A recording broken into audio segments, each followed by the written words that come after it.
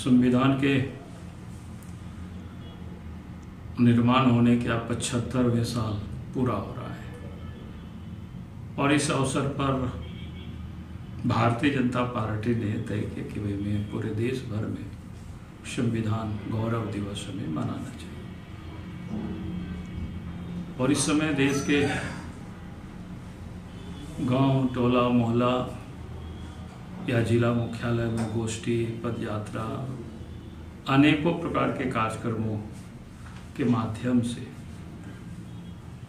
संविधान के संबंध में, उसके गौरवपूर्ण अतीत के बारे में और संविधान के रचयिता डॉक्टर भीमराव अंबेडकर जी के बारे में जनता को अवगत करना, जनता को उससे परिचित कराना।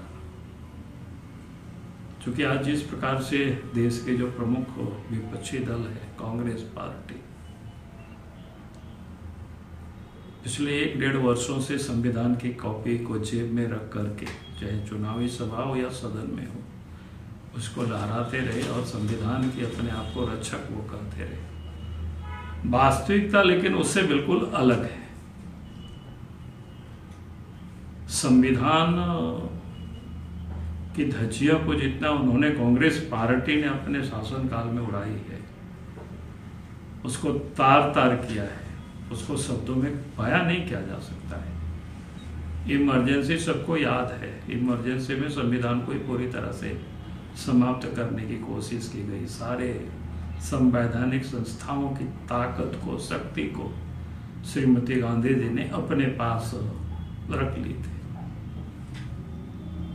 और फिर संविधान का जिस प्रकार से दुरुपयोग किया, 80 से अधिक तो 356 का इन्होंने दुरुपयोग किया। देश के अंदर में कई एक चुनी हुई सरकारें हुआ करती थी, अकारण ही उसको बर्खास्त करना, उसका दुरुपयोग करना कौन नहीं जानता है। फिर देश के जो संविधान रचयिता बाबा साहब भीमराव अंबेडकर जी को भी उन्होंने अपमानित किया, तिरस्कृत किया। उनके समय में 2-2 चुनाव वो लड़े, उस समय उनको हराने के भी प्रयास की गई।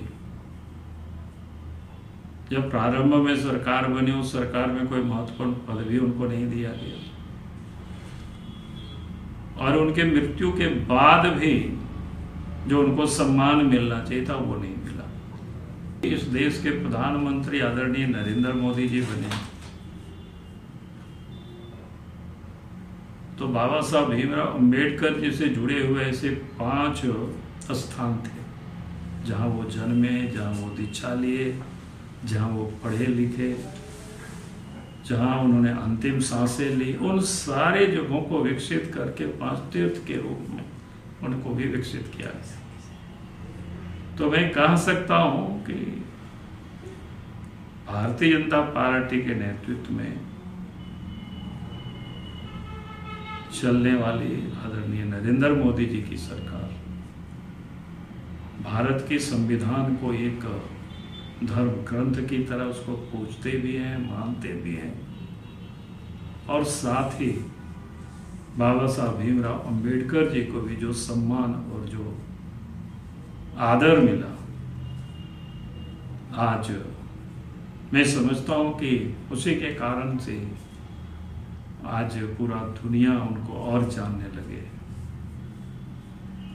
इसलिए मैं फिर से तमाम देशवासियों और कार्यकर्ता से हमारा निवेदन रहेगा कि हमारा संविधान